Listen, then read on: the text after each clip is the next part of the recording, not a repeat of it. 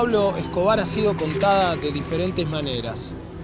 Algunos lo han hecho en libros, otros en cine, también se han hecho telenovelas en donde se lo ha llegado a ficcionar como una especie de Robin Hood en el momento más cruel de Colombia. Sus secuaces hablaron desde la cárcel, también lo hicieron sus amantes y hasta los familiares de las miles de víctimas que quedaron en su país.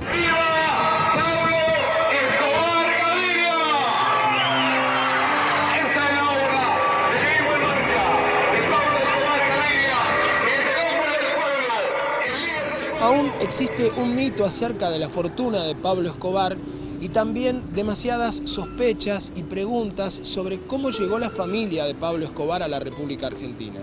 Don Pablo comenzó siendo un bandido de poca monta en su pueblo y a los pocos años se convirtió en el zar de la cocaína. De esta manera logró torcerle el brazo a un gobierno colombiano que era por demás de débil y corrupto. La ideología principal de nuestro movimiento es civismo, nacionalismo, programas sociales, ecológicos y deportivos. Tu padre comienza a hacer fortuna y gran cantidad de dinero, casi hasta poniéndose él una zanahoria adelante, y es que cuando muy chicos, o por lo menos adolescentes, jóvenes, le hace un comentario a alguien que si él antes de los 30 años no tenía $1 millón, se suicidaba. Exacto. Y después fue con su grupo de amigos al banco y depositó $3.225.000 con 26 años. Parece como que la carrera de tu padre fue vértigo constante. Permanente. Hablamos de un personaje que pareciera que murió a los 80 años y falleció a los 44. Con la misma velocidad que vivió, encontró la muerte. El 3 de diciembre de 1993, cuando tenía 44 años. Solo 3 personas atravesaron junto a Pablo una vida que parece ser un guión de cine. Su esposa y sus 2 hijos. Nosotros vamos a conocer la historia del patrón o el capo, como lo llamaban en Medellín, a través de la palabra de su hijo, Juan Pablo, aquí en Buenos Aires, el lugar donde vive la familia Escobar Henao desde hace años. Un placer, gracias por invitarme. ¿Cuál es el primer recuerdo que tenés de tu papá? De la familia, de tu manera, de la manera de vivir de los Escobar Henao. El amor, el afecto, el cariño, el respeto, las buenas palabras, los abrazos, los cariños que recibíamos siempre, no por la fastuosidad de los regalos, sino justamente por la presencia de mi padre en la familia como hombre y no como simple proveedor de fortuna o esos tipos de cosas. Me parecía muy valioso verlo tan cercano a nosotros, a mi mamá, y tan respetuoso. Esa era la realidad que vivíamos en ese momento. ¿En qué momento te das cuenta cuál es la actividad de tu padre? Hay un quiebre muy claro que es en el año 84, en agosto, cuando él ordena el asesinato del ministro de Justicia, Rodrigo Lara Bonilla. A partir de ese momento, no solamente la historia del país y de la familia Lara cambia, sino la nuestra. Nos vemos obligados a abandonar la normalidad como la conocíamos, más allá de la fortuna y de las comodidades de las que disfrutábamos. Quiero informar a la opinión pública que el señor ministro de Justicia tiene un plazo de 24 horas para que presente las pruebas concretas de la sindicación que me hizo en el día de ayer en la Cámara de Representantes. Es que el ministro de Justicia le ha mentido al país. Conociéndolo a mi padre, con sus miradas, con sus gestos, con todo lo que yo lo pude conocer en la intimidad, ahí ya le había dado la orden hacía un tiempo. Vamos a ver qué pasa en estos próximos días. Era claro de que cuando hizo esa declaración, ese comentario a la prensa, vamos a ver qué pasa en los próximos días, era que vamos a ver cómo va a morir. A las 7:30 de la noche del 30 de abril del 84, un pistolero a bordo de una motocicleta roja tiró del gatillo de una ametralladora Ingram y asesinó al ministro de Justicia, Rodrigo Lara. Colombia tuvo muy pocas dudas sobre los autores intelectuales del golpe y de una vez desaparecieron las objeciones contra la puesta en vigor del tratado de extradición.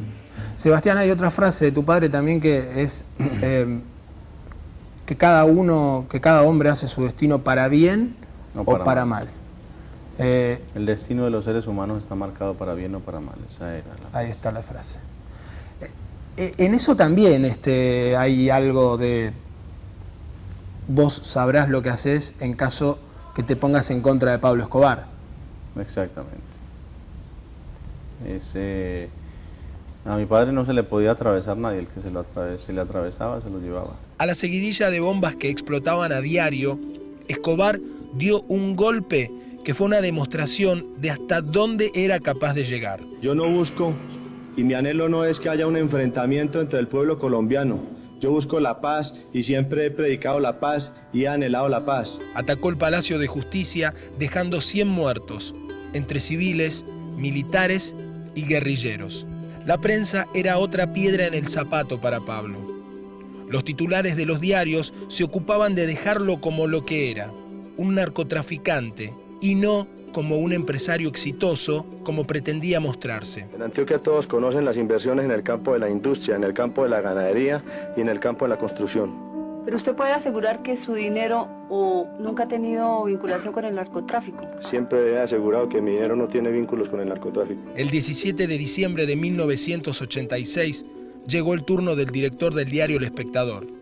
Ese día, sus sicarios se ocuparon del asesinato de Guillermo Cano. Esa empresa periodística que distorsiona la noticia, que le inyecta ese veneno morboso y dañino y que ataca a las personas. En realidad no quería ser duro en mis expresiones con el periódico El Espectador, pero ustedes han visto los ataques y las calumnias que ha estado lanzando últimamente contra nuestros programas. Ese mismo hombre que no tenía límites era un padre muy presente, pero amaba y mataba con la misma facilidad.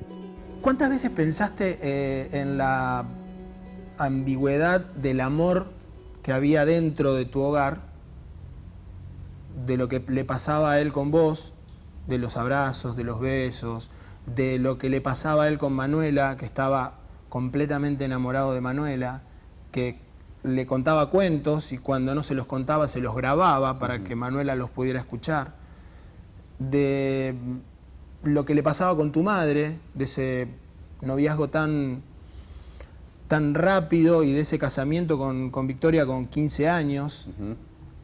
¿Cuántas veces pensaste en la ambigüedad de todo eso con el resto de lo que era Pablo Escobar? Yo te pregunto, ¿tú has amado? Por supuesto. ¿Y has odiado? ¿O has sentido el odio en algún momento? Claro que sí. Bueno, mi papá era de esas dos cosas, igual que lo somos todos. Lo que pasa es que él lo llevó a los extremos, tanto en el amor como en el odio.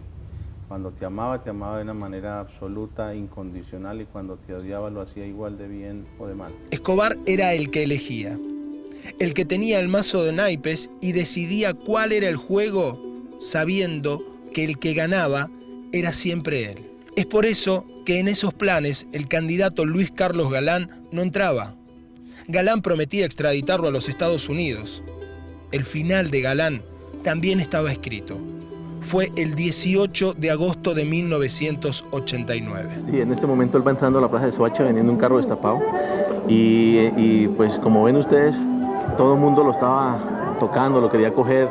Nosotros en este momento vamos, ¿sí? Está pasando, yo dejo pasar una persona ahí, paso, mire, ponga cuidado. Sí. En este momento cuando él levanta las manos, ahí escucharon los tiros, mira, todo el mundo al piso, ahí cayó el otro Galán, mírenlo, allá está, míralo. ¿De vestido claro? De vestido oscuro. El que está el claro es un guardaespaldas del que cayó herido. ¿En qué momento te enteraste que lo habían matado a Galán? ¿En el momento que ocurrió a través de los noticieros? Sí, fue en los noticieros que nos enteramos. Yo estaba en Medellín, Galán muere en un sector cerca de Bogotá, sí, y lo escuchamos por subiendo la noticia, una tarima en un acto. Por la radio, ahí lo escuchamos. ¿Supiste que era...? Sí, yo dije, se nos complicó esto, ahora sí se van a agravar las cosas, porque era claro que vendrían coletazos muy fuertes de violencia contra la familia en represalia por ese acto de violencia. El supuesto equilibrio de Pablo Emilio Escobar para mostrar una cosa y ser otra había tocado fondo. Estaba descontrolado y de ahora en más llegaban más atentados y más presión a un Estado cooptado por dinero sucio. El mismo gobierno fue el que permitió que el narco más peligroso construyera su propia cárcel, demostrando quién era el que mandaba. Parece una obra de teatro lo de la catedral. Sí, yo estuve buscando en la historia y me encantaría que alguien me ayude a encontrar algún bandido que en la historia de la humanidad haya construido su propia cárcel, modificado la constitución de un país y las leyes para poderse entregar a donde él quiere y como él quiere y cuando él quiere. Y que los guardiacárceles de esa prisión sean en realidad empleados de él. Sí, yo me burlaba porque veía los mismos personajes que veía en las caletas o escondites o en las fincas, los veía ya de uniforme del Estado, ¿no? ¿Qué pasaba con el Estado colombiano en ese momento? Porque había situaciones que eran muy raras, haciendas que estaban confiscadas por la justicia, en donde había intervenido el Estado, pero a la vez se llevaban adelante reuniones en donde había capos narcos. Era un Estado, un narcoestado. Yo no quiero definir así a mi patria, pero se le estaban empezando a parecer. A ver. Había demasiada corrupción y demasiada violencia, y había un factor común entre todos los narcotraficantes y paramilitares de Colombia y empresarios y civiles y militares y policías y agentes de gobierno y todo lo que tú quieras. Había una cuestión en la que había consenso entre todas esas partes tan diversas y a veces tan opuestas, y el consenso era que Pablo Escobar era el enemigo número uno y había que matarlo. Ahí se hicieron todos amigotes y lo mataron o lo acorralaron hasta que él se suicida. Entonces ahí surge una lógica de alianzas muy peligrosas para el Estado colombiano, para la institucionalidad. Ahí es cuando, después de la muerte de mi padre, tú analizas la historia de Colombia y ves un resurgimiento del fenómeno del paramilitarismo y está apalancado por toda esa lógica de alianzas macabras entre el Estado y los bandidos.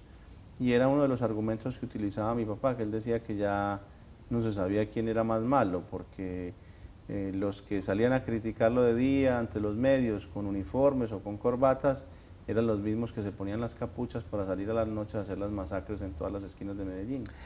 Cuando hablaba acerca del Estado y del nivel de corrupción y yo me animé a hablar acerca de un narcoestado, también pensaba en lo que en algún momento dijo tu abuela, la mamá de Pablo, cuando dijo que la mitad de Colombia no está presa, o la mitad de los políticos no están presos porque Pablo pagaba en efectivo, porque no daba cheques. Exacto. Y eso no dejaba huellas.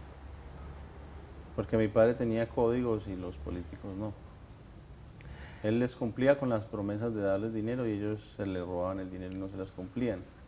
Una vez que muere tu padre, en las reuniones en donde se sigue discutiendo acerca de qué tenían ustedes y qué no tenían, y vos estabas tratando de, independientemente de poder entregar las cosas, de salvar tu vida, de salvar la vida de tu madre, la de Manuela y la de Andrea, que te estaba acompañando desde hace ya un tiempo. Los capos le dicen a tu madre que también había que tener dinero para ayudar al próximo presidente. Así es, a Samper o a Pastrana, estaba en la campaña de ambos. Claro, pero sabía cuál iba a ganar. es Ernesto Samper el que termina siendo presidente de Colombia. Así es. Y quien está ahora durante 2 años al frente de la UNASUR. Nosotros aportamos $300.000 para esa campaña a gente del cartel de Cali. No se la entregamos yo no puedo decir le llegó a Samper. Yo puedo decir le entregamos a la gente de Cali $300.000 para la campaña del presidente, campaña que después se termina casi que demostrando que sí, fue financiada por el cartel de Cali.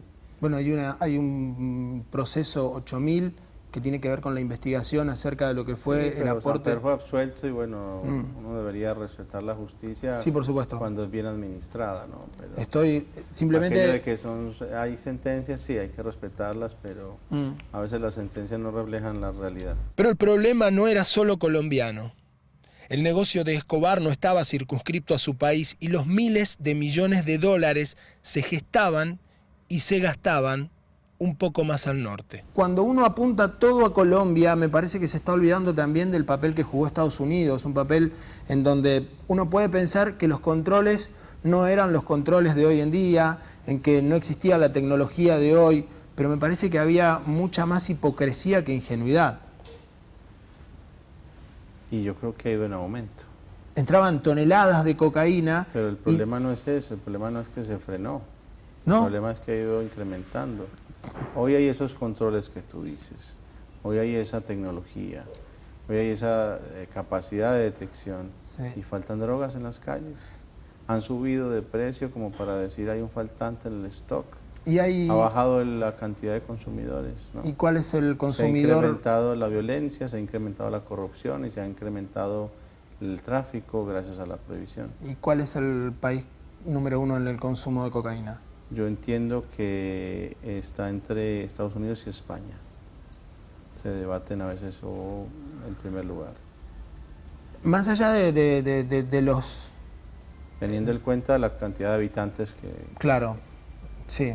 La cantidad de la habitantes proporción, digamos. es lo que lo coloca a España en ese lugar. Y en realidad también es la cantidad de consumidores por cada 100.000 habitantes. Por supuesto. Como se mide. No solo que entraban los miles de kilos de cocaína, sino que después llegaba Pablo Escobar o Gustavo Gaviria con millones de dólares y tenían la posibilidad de hacer lo que querían con esos millones de dólares y nadie en Estados Unidos le preguntaba de dónde venían esos millones de dólares. Absolutamente así como lo dices. Nadie. ¿Qué pensaste cuando...? Lo llevaban en la mano. Sí. Y pagaban en efectivo. Y lo declaraban, sí, Pablo llegó en el aeropuerto de Miami, $3 millones y no pasaba nada.